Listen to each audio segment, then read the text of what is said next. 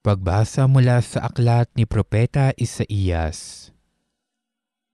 Ang iyong naging kasintahay ang may likha sa iyo. Siya ang makapangyarihang Panginoon.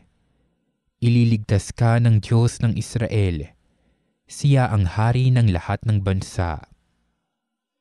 Israel, ang katulad mo ay babaeng bagong kasal. Iniwan ng asawa, batbat ng kalungkutan.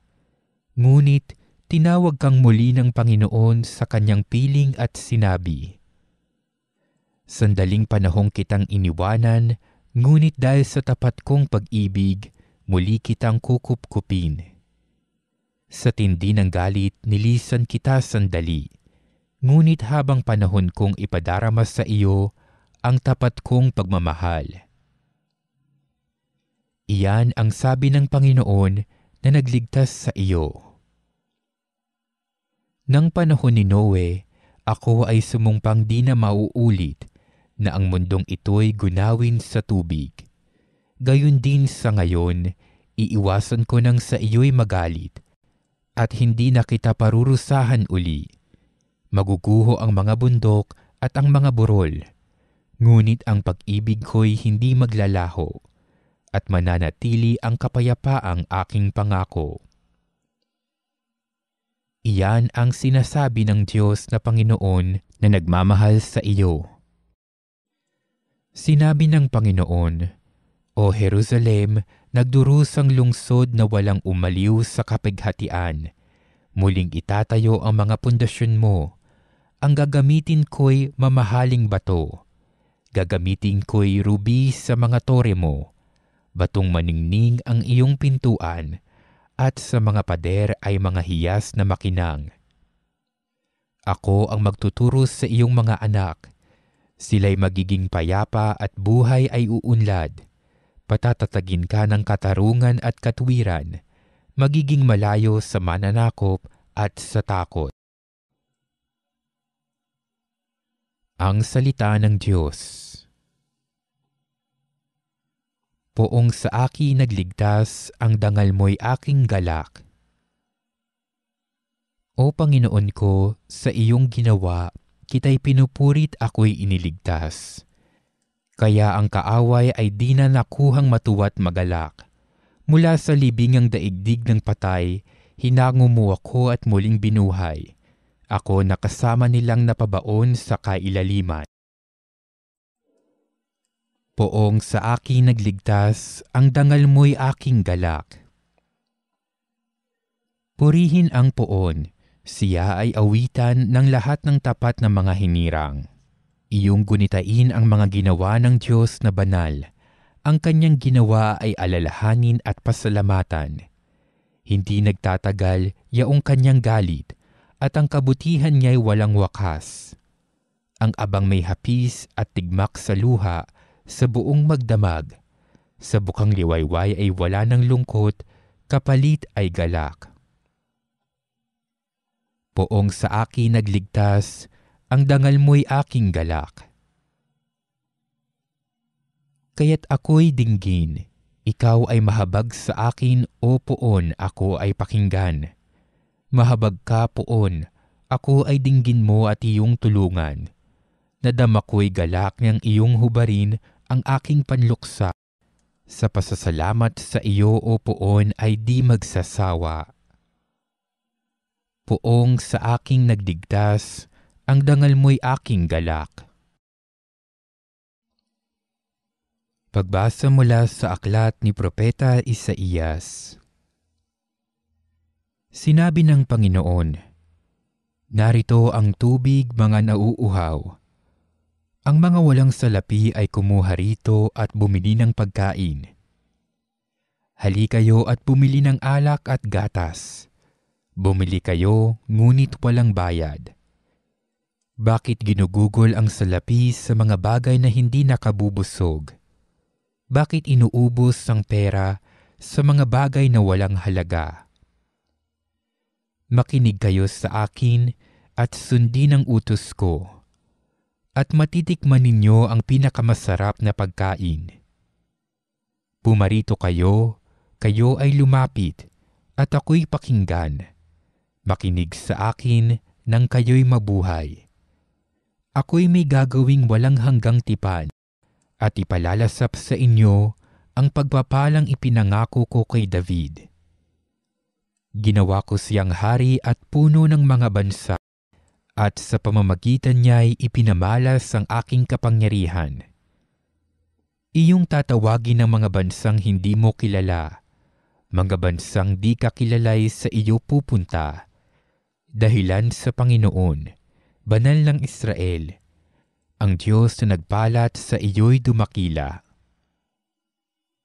Hanapin ang Panginoon samantalang siya'y iyong makikita. Siya ay tawagin habang malapit pa. Ang mga gawain ng taong masamay dapat nang talikdan, at ang mga likoy dapat magbago na ng maling isipan. Sila'y manumbalik, lumapit sa Panginoon upang kahabagan, at mula sa Diyos matatamo nila ang kapatawaran. Ang wika ng Panginoon. Ang aking isipay di ninyo isipan, at magkaiba ang ating daan. Kung paanong ang langit higit na mataas, mataas sa lupa, ang daat isip ko'y hindi maaabot ng inyong akala. Ang ulan at niyebe, paglagpak sa lupa'y di na nagbabalik. Aagos na ito sa balat ng lupa't nagiging pandilig. Kaya may pagkait butil na panghasik. Ganyan din ang aking mga salita. Magaganap nito ang lahat kong nasa. Ang salita ng Diyos. May galak tayong sumalok sa batis ng manunubos. Ang Diyos ang siyang nagliligtas sa akin. Tiwalang-tiwala ako at wala muntimang pangamba, sapagkat ang Poon ang lahat sa akin. Siya ang aking awit, ang aking kaligtasan. Malugod kayong sa salok ng tubig, sa batis ng kaligtasan. May galak tayong sumalok sa batis ng manunubos. Magpasalamat kayo sa Poon. Siya ang inyong tawagan. Ipaalam ninyo sa mga bansa ang kanyang ginawa. Ipahayag ninyo ang kadakilaan ng kanyang pangalan. May galak tayong sumalok sa batis ng manunubos. Umawit kayo ng papuri sa Poon, sapagkat kahanga-hanga ang kanyang mga ginawa. Ipahayag ninyo ito sa buong daigdig.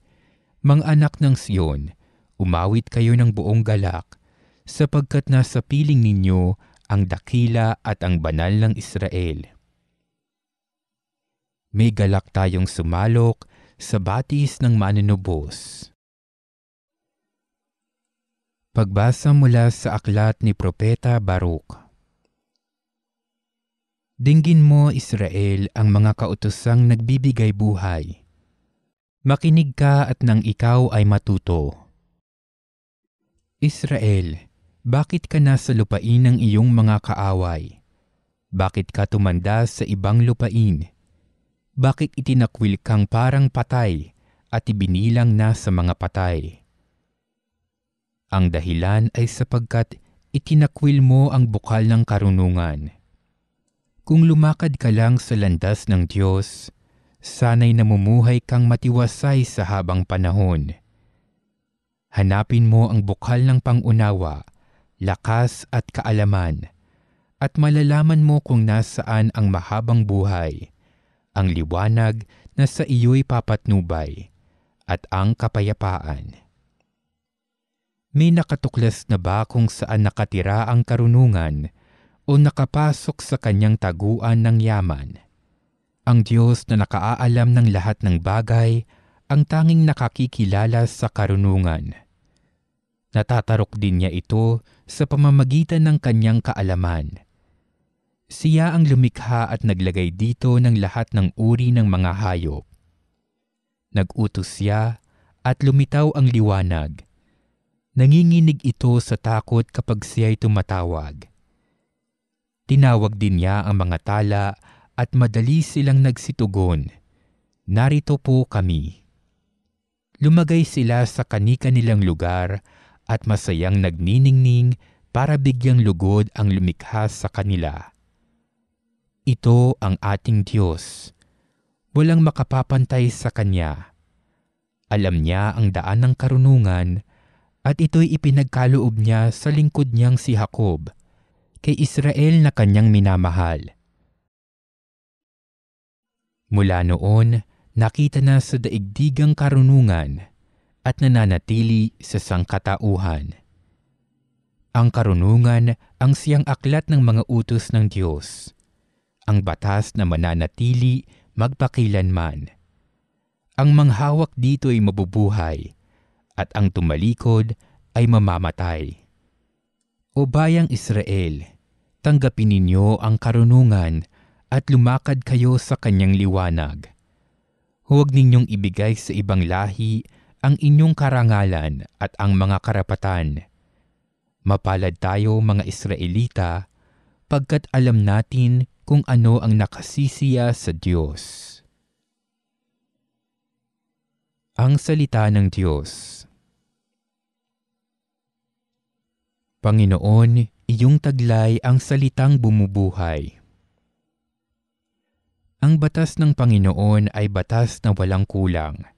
Ito'y utos na ang dulot sa tao ay bagong buhay. Yaong kanya mga batas ay mapagtitiwalaan, nagbibigay ng talino sa pahat ang kaisipan. Panginoon, iyong taglay ang salitang bumubuhay. Ang tuntuning ibinigay ng poon ay wastong utos. Liligaya ang sinuman kapag ito ang sinunod. Ito'y wagas at matuwid pagkat mula ito sa Diyos.